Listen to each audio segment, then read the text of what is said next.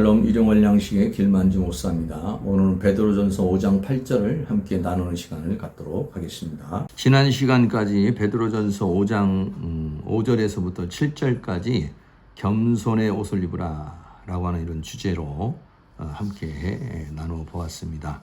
오늘 이제 8절에서부터 11절까지는 다른 차트로 근신하라 깨어라 라고 하는 이런 주제로 함께 나누는 시간을 갖도록 하겠습니다.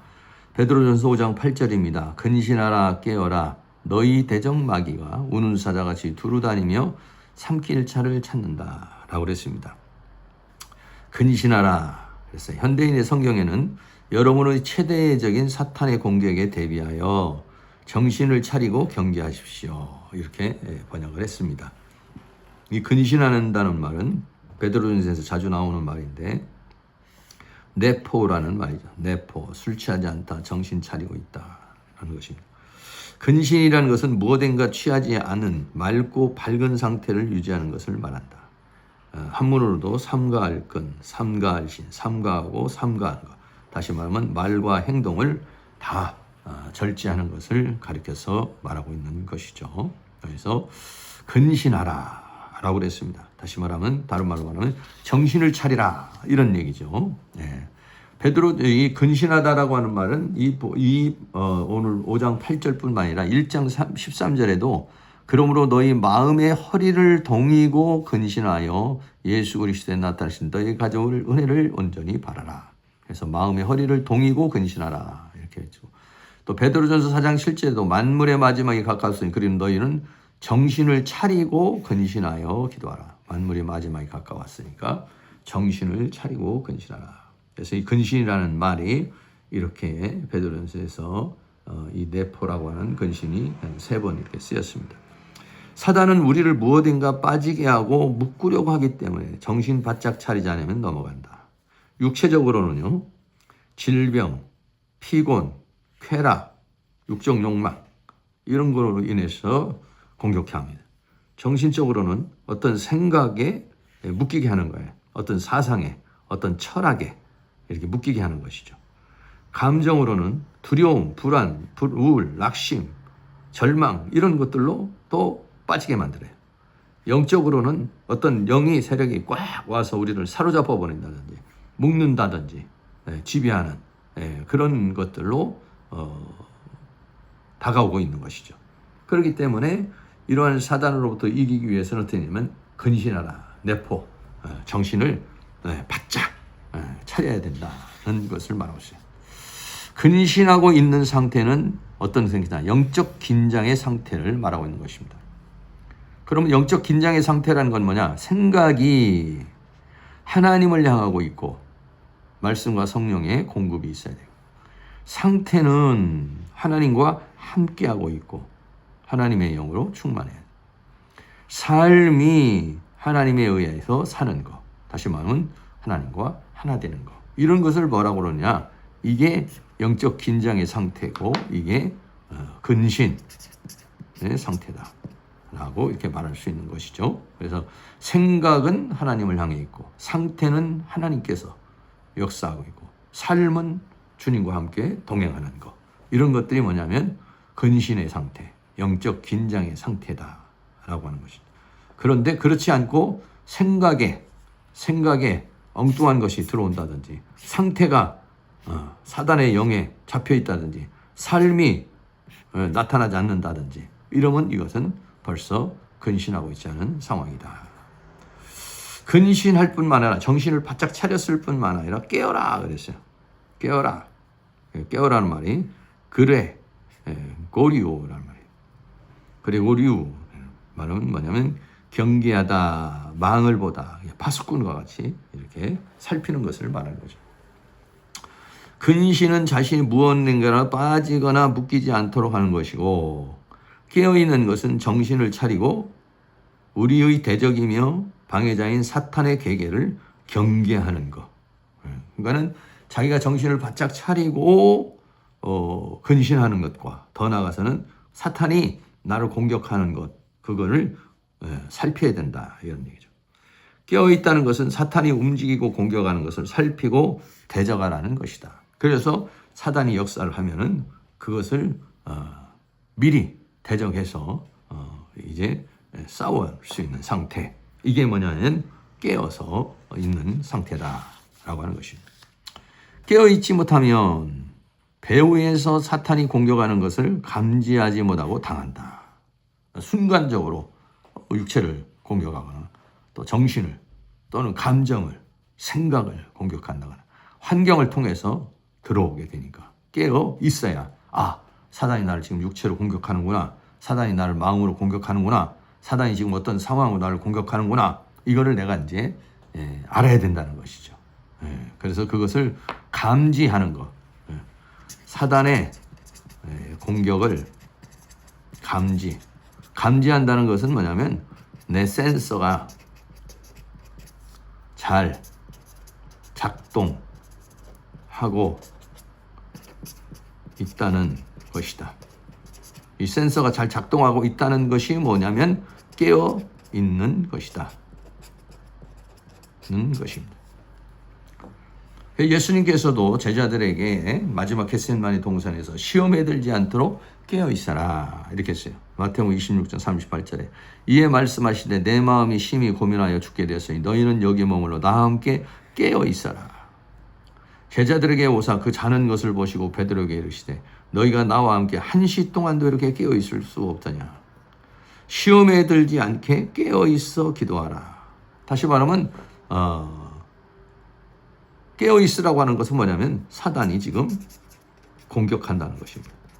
사단이 그 베드로와 그 제자들을 밀가루로 타려고 지금 공격을 하는 거죠. 그래서 사단의 공격을 이기려면 막으려면 깨어 있어요. 그리고 깨어 있으면서 돼요. 기도로, 말씀으로, 성령으로, 은혜로 무장해야 된다. 무장해야 싸워서 이길 수 있습니다. 그래서 사탄이 오는 것을 알아야 되고 또 아는 걸로만 끝나지 않고 무장을 해야 그것을 이길 수가 있다. 시험에 들지 않고 깨어 있어서 그를 감지하고 대적하여 싸워 이겨야 된다는 것입니다. 마태복음 24장 43절에 너희가 알지 못함이니라. 너희도 아는 바니 만일 집주인이 도적이 어느 경점에 올 줄 알았으면 깨어 있어 그 집을 뚫지 못하게 하였으리라 라고 말했어요. 도적이 싹 오죠. 마귀는요 도적같이 온다는 거죠. 근데 깨어 있으면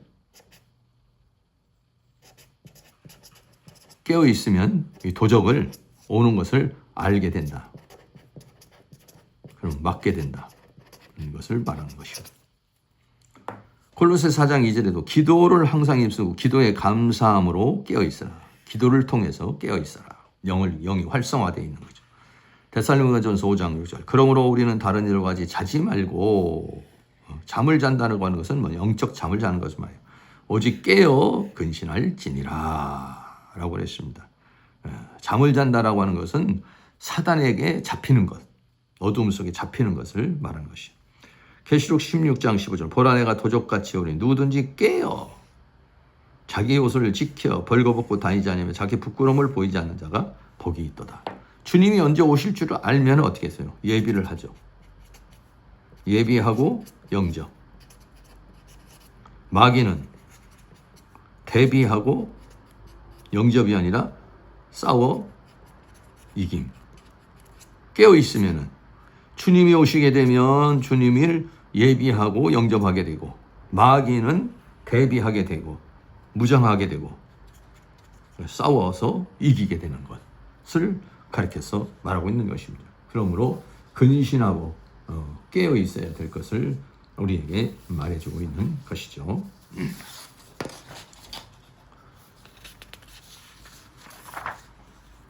근신하라 깨어라 너희 대적 마귀가 그랬어요. 대적 항상 마귀는 나를 대적하고 있습니다.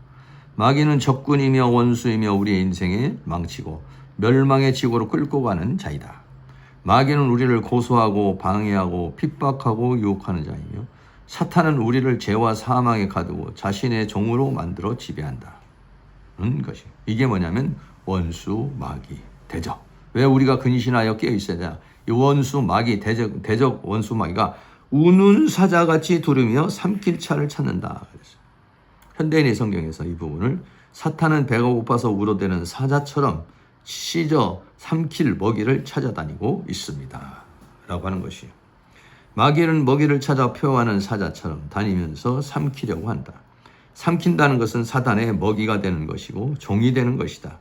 우리가 허점을 보이면 순식간에 삼켜버리게 되는 것입니다. 라고 하는 것이죠. 우리가 왜 근신하여 있어야 되고 깨어 있어야 되느냐. 마귀가 우는 사자같이 표하면서 먹이를 찾고 있다라고 하는 것을 말해주고 있죠. 그래서 베드로는 마귀를 뭘로 표현했냐면은 우는 사자.